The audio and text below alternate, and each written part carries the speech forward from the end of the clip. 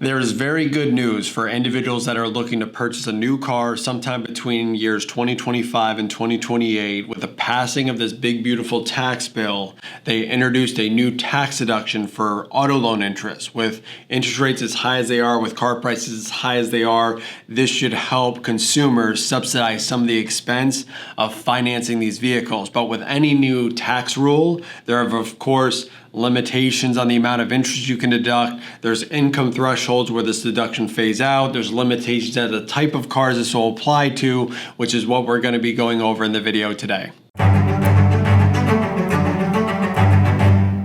Hello everyone, I am Michael Ruger. I am the managing partner of Greenbush Financial Group. This new auto loan tax deduction that we're going to be talking about today has a number of criteria that you have to meet in order to qualify. So some of the items are: number one, it's a maximum of $10,000 per year in interest on a qualifying auto loan that can be deducted on a federal level. Number two, the vehicle must be assembled in the United States and final assembly must occur within the U.S. Number three, this is only for new vehicles. Used vehicles do not qualify. Number four, the loan must be secured by a first lien on the vehicle. In other words, the lender has the primary claim if you default. Number five, the vehicle must be for personal use only. Commercial use or fleet vehicles are excluded from this deduction. And finally, a valid VIN number must be reported on your tax return.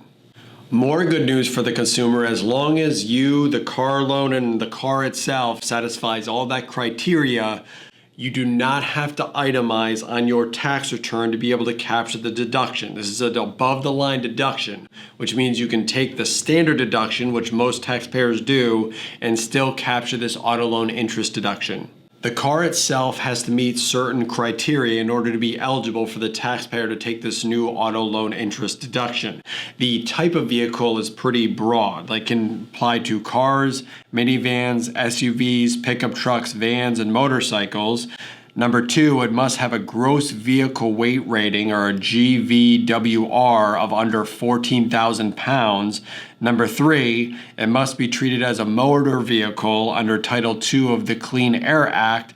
Number four, final assembly, as I mentioned before, must occur in the U.S. And number five, as I also mentioned before, it has to be for personal use, not for business use. To assist consumers in the qualification process, usually a few weeks or months after these tax bills are passed, they'll create online lists of all the cars that qualify for the auto loan interest rate deduction. So just a simple Google search should get you there.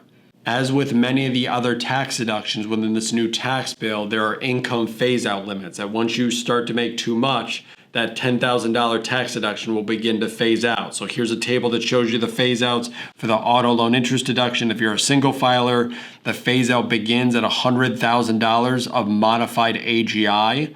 And if you're a married filing joint, the phase out begins at $200,000 of modified AGI. And as you can see for both, the phase out calculation is the deduction is reduced by $200 for every $1,000 over those thresholds. Since it's a $200 reduction for every $1,000, it's easier to think of it as a 20% reduction for every dollar over those income thresholds. So if you have a single filer, let's say, with $110,000 of modified AGI, that would place them $10,000 over the threshold. Multiply the $10,000 by 20%, which equals $2,000.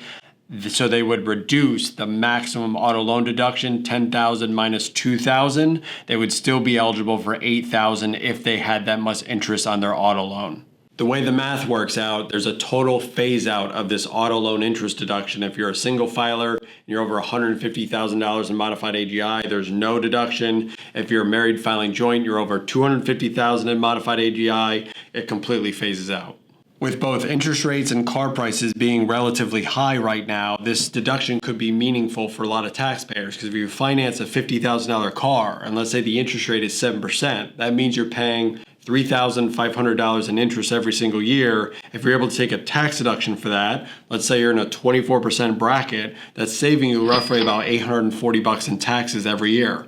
Now, while I say every year, remember this special auto loan interest deduction has a shelf life. It only applies 2025 to 2028. So if you go out and take a 5 or 6 or 7 year car loan, you may get this deduction for the first few years, but then you could lose it starting in 2029. This is just another factor consumers will need to consider when they're going out to buy a new car. They might say, hey, well, I can buy this used car or new car. If I get the new car, then I can actually deduct the interest because it meets all the criteria. If I buy the used car, I can't deduct the interest. So which one is going to be the better bet from a money standpoint?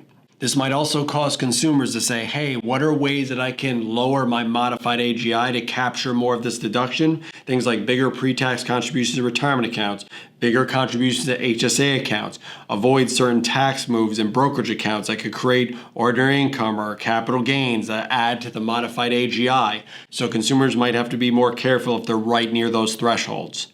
Now, while the big beautiful tax bill introduced some new deductions like this auto loan interest deduction, it also took away some things. Like for clients that were looking to do the EV tax credit of like $7,500, that was eliminated by the new tax bill, but consumers have until the end of 2025 to take advantage of that lucrative tax credit if they're looking to purchase an EV. Now that's a whole separate topic, and I'll include a video in the description of the video below if you're interested in this EV tax credit sunsetting, as well as other topics relevant to the big beautiful tax bill. Thank you for watching.